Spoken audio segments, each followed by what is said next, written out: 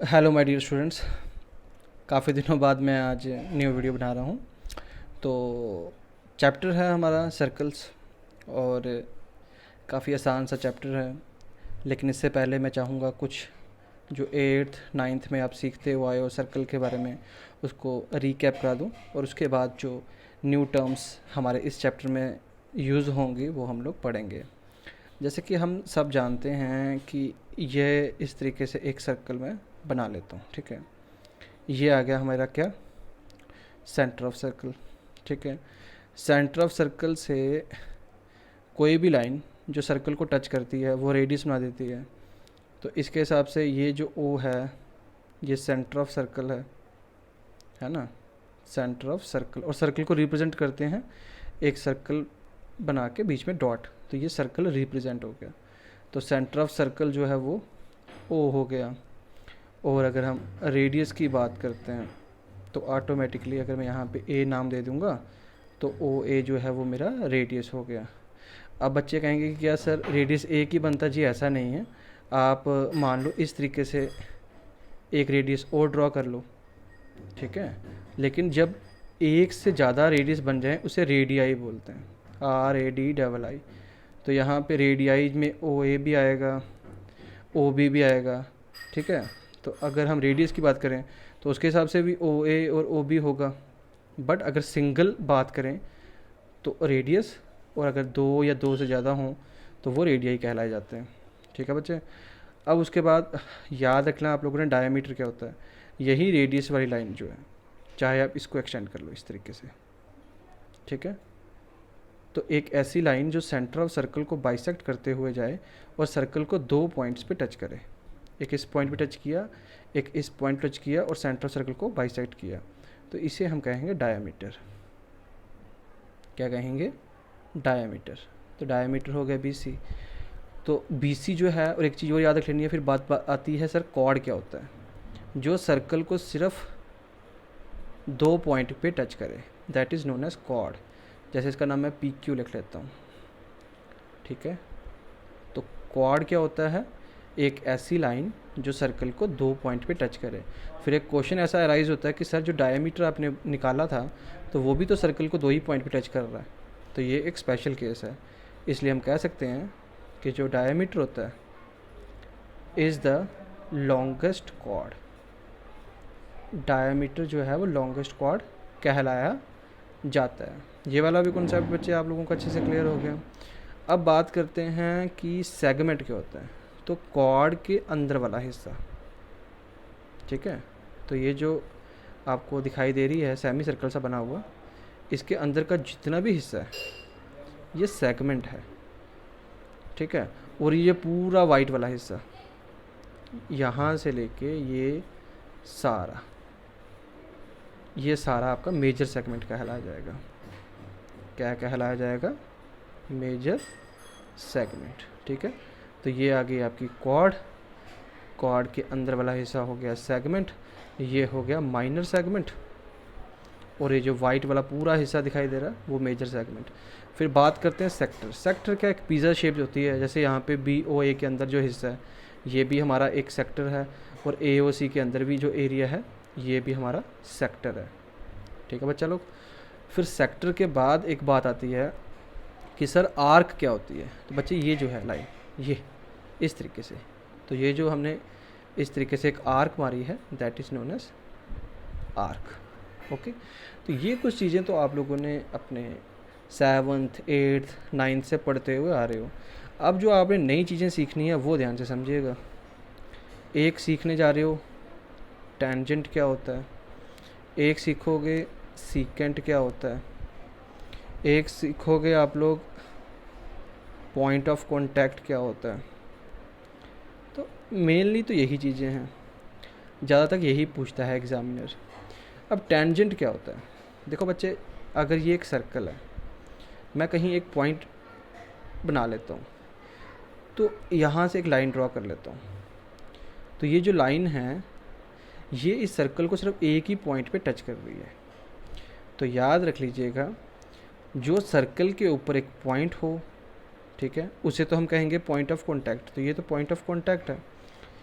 अब यहाँ से मैंने एक लाइन ड्रॉ की जो कि वही पॉइंट ऑफ कॉन्टैक्ट को टच करते हुए निकल रही है।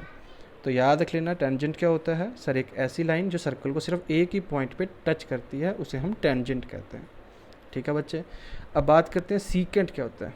तो यहाँ पे अगर ये पी क्यू जो है वो एक टेंजेंट है, P Q is tangent because it touches the circle eight only one point. अब बात करते हैं सीकेंट की। सीकेंट के लिए एक सर्कल ड्रॉ कर लो, बीच से कोई लाइन ड्रॉ कर लो। तो देखो अब ये जो सर्कल है इसे दो पॉइंट पे ये लाइन बाइसेक्ट करते हुए निकल रही है। ठीक है, तो एक ऐसी लाइन जो सर्कल को दो पॉइंट पे बाइसेक्ट करते हुए निकले उस चीज़ को हम लोग क्या कहते हैं, सीकेंट कहते हैं। तो ए बी जो है वो मेरे पास यहाँ पे एक सीकेंट आ गया। ठीक, अब पॉइंट ऑफ कॉन्टैक्ट तो आपको पता चल चुका था कि सर ये जो पॉइंट है जहाँ पे टच हुआ हमारा सर्कल का जो डॉट था और जो हमारा टेंजेंट जो था, जो लाइन थी जिस पॉइंट को टच कर रहा था उसे हम पॉइंट ऑफ कॉन्टैक्ट कहते हैं, POINT, पॉइंट ऑफ कॉन्टैक्ट। ठीक है बच्चे, अब इसमें दो रूल्स जो हैं वो ज़्यादा यूज़ होंगे आपके इस चैप्टर में। वो क्या क्या है बच्चे, एक चीज़ और समझा देता हूँ आपको। जैसे एक सर्कल है ना, ये यहाँ से मैं एक लाइन और ड्रॉ कर देता हूँ। तो इस केस में क्या हुआ, ये लाइन इस सर्कल को कहीं टच नहीं कर रही है। तो ये वाली जो लाइन है इसे नॉन इंटरसेक्टिंग लाइन्स कहते हैं। क्या कहते हैं, नॉन इंटरसेक्टिंग लाइन कहते हैं। और इसके साथ साथ बच्चे आप लोगों ने कुछ चीज़ें और समझनी है, वो क्या क्या है मैं वो आपको थोड़ा सा अच्छे से क्लियर कर देता हूँ। ठीक है, सबसे पहले कि जैसे एक सर्कल है, क्वेश्चन पूछ सकते हैं कि कितने टेंजेंट्स हम ड्रॉ कर सकते हैं। बेटे पॉइंट कोई बच्चा यहाँ ले सकता है, ये टेंजेंट हो गया। कोई बच्चा यहाँ पॉइंट ले ले, ये टेंजेंट हो गया। कोई बच्चा यहाँ पॉइंट ले ले, ये टेंजेंट हो गया।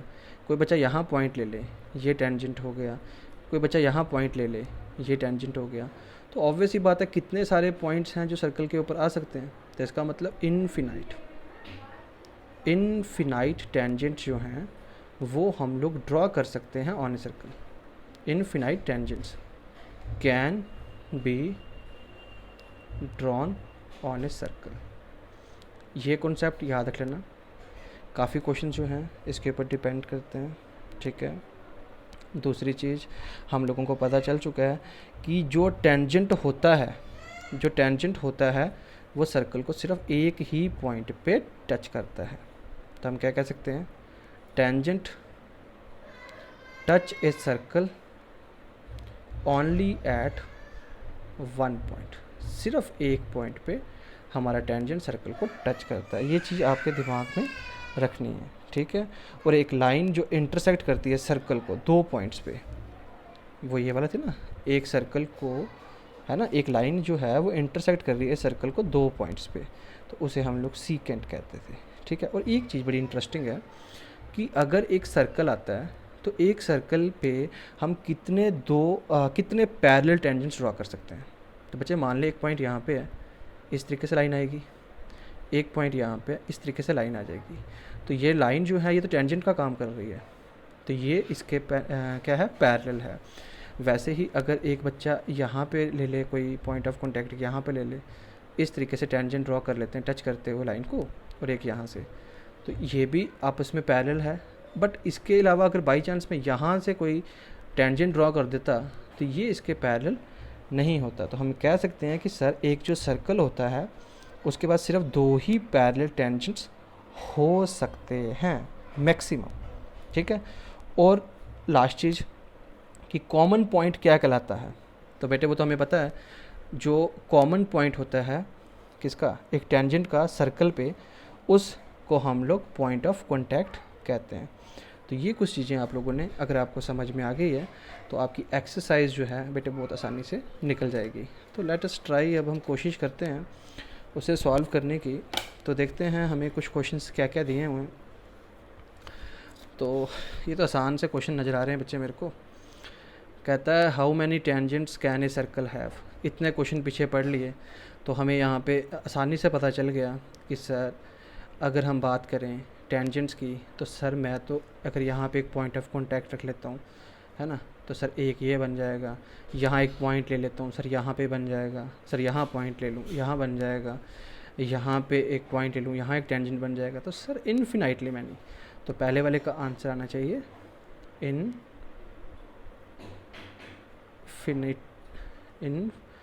Infinitely many. सर बहुत सारे आ सकते हैं, ये पहले वाले क्वेश्चन का आंसर था। तो आई होप आपको समझ में आ गया। अच्छा, एक ही क्वेश्चन है जो पार्ट्स में है, तो आसान सा था। अब क्वेश्चन नंबर 2 में बच्चे क्या पूछा गया, a tangent to a circle, ठीक है, एक सर्कल है, एक tangent to a circle intersect it in dash points. तो ऑब्वियस ही बात है भैया, जो टेंजेंट जो सर्कल के ऊपर बना हुआ होता है वो सिर्फ और सिर्फ एक ही पॉइंट पे टच करता है एट द मोस्ट। तो पहले वाले का आंसर क्या आना चाहिए, 1, ठीक। दूसरा, a line intersecting a circle in 2 points. तो पता है कि अगर एक सर्कल है, ठीक है, और एक लाइन इंटरसेक्ट कर रही है इस सर्कल को 2 पॉइंट्स पे, तो उस लाइन को हम लोग क्या कहते थे, सीकेंट। तो दूसरे पार्ट का आंसर क्या आना चाहिए, सीकेंट होना चाहिए। ठीक है बच्चे, आसान है। अब हम थर्ड पार्ट की बात करते हैं। A circle can have dash parallel tangents at the most. पीछे भी पढ़ा था कि एक सर्कल के पास मैक्सिमम टू मैक्सिमम सिर्फ 2 पैरेलल टेंजेंट्स हो सकते हैं। तो हम लिखेंगे 2 parallel tangents at the most. Fourth वाला पार्ट देखते हैं क्या पूछा गया। The common point of A tangent, मतलब ये एक टेंजेंट है, इसका कॉमन पॉइंट हुआ सर्कल, तो ऑब्वियसली बात इसे हम क्या कहते थे, पॉइंट ऑफ कॉन्टैक्ट बोलते थे, है ना। तो इसका मतलब फोर्थ वाले का आंसर आना चाहिए आपके पास पॉइंट ऑफ कॉन्टैक्ट। ठीक है बच्चे। अब बच्चे क्वेश्चन नंबर 3 जो है ये थोड़ा सा इंपॉर्टेंट है इस एक्सरसाइज का, इसको अच्छे से समझते हैं। उसने बोला, यहाँ पे देखते हैं हम क्वेश्चन नंबर 3 को, ठीक है, ध्यान से सभी बच्चे करेंगे। हमें क्या कहा गया है, a tangent P Q at a point P of a circle. Point P of a circle है, मतलब एक सर्कल ले लेते हैं, पॉइंट पी है किसके ऊपर, सर्कल के ऊपर। चलो मैं इसी को मान लेता हूँ, ये पॉइंट पी है of a circle of radius 5। Radius 5 है तो चलो मैं इसको रेडियस मान लेता हूँ, ठीक है। ओ सेंटर ऑफ सर्कल ले लेता हूँ और ओ पी को 5 लिख लेता हूँ, क्योंकि उसने बोला है radius 5 centimetre. Meets a line through the centre O at point Q so that O Q equal to 12। तो एक टेंजेंट है पी क्यू, तो ये इस तरीके से बन गया टेंजेंट, तो इसका नाम क्यू दे देते हैं। तो टेंजेंट का नाम आ गया पी क्यू, ठीक है।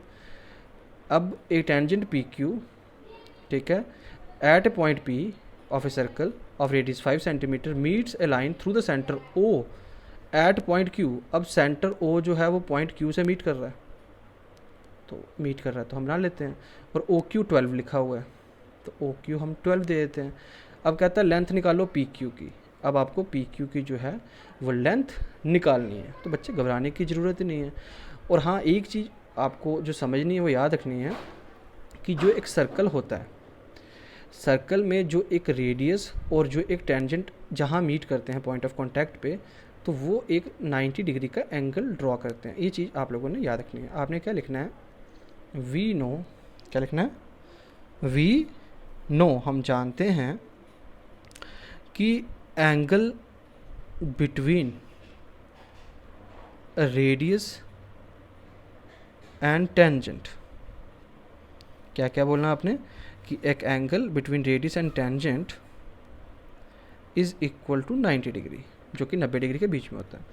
तो अगर ये 90 डिग्री है तो इसका मतलब ओ पी क्यू एक राइट एंगल ट्राइंगल है, ठीक है ना। तो फिर इसका मतलब in right angle triangle O P Q, right angle triangle O P Q है, तो इसमें पी जी टी लगा देते हैं। By Pythagoras theorem angle P के सामने क्या, ओ क्यू। तो सर ओ क्यू का square equal to perpendicular O P का square plus base P Q का स्क्वायर। आसान है।